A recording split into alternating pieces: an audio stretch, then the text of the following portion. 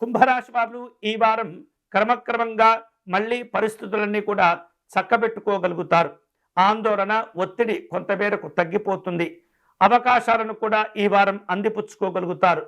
మీ యొక్క మాట తీరు, మీ యొక్క కష్టపడేటటువంటి విధానం అధికారులకు సంతోషాన్ని కలగచేస్తుంది.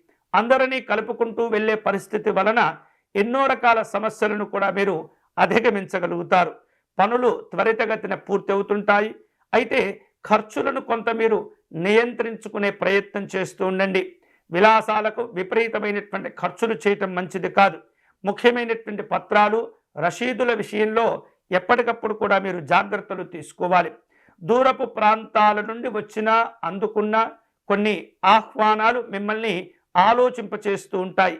స్నేహితులను కలుసుకుంటారు. సంభాషణలు, సమాలోచనలు జరుపుతూ ఉంటారు.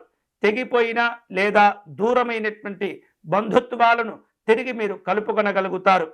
మీ యొక్క జోక్యాలు ఇతరులకు అవసరమవుతుంటాయి.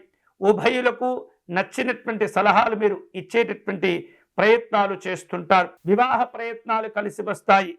మీ మధ్యలో సహకారాన్ని అందించేటటువంటి వ్యక్తుల యొక్క ఆలోచనలు మీరు జాగ్రత్తగా గమనిస్తూ ఉండాలి. చిన్ననాటి స్నేహితులను కలుసుకుంటారు.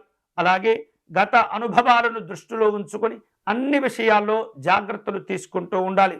సమీక్షలు చేసుకుంటూ ఉండాలి. వృత్తి, ఉపాధి పరమైనటువంటి అంశాల్లో అనుభవాలతో కూడినటువంటి నిర్ణయాలు తీసుకుంటారు. ఆధ్యాత్మిక దైవ చింతన కార్యక్రమాల్లో పాల్గొంటారు. దైవ దీక్షలు స్వీకరించేటటువంటి అవకాశాలు కూడా ఉండబోతున్నాయి. ఈ వారం ఈ కుంభరాశి వారు మరిన్ని శుభకరమైనటువంటి ఫలితాలను పొందేందుకై శ్రీరాముని పూజించే ప్రయత్నం చేయాలి.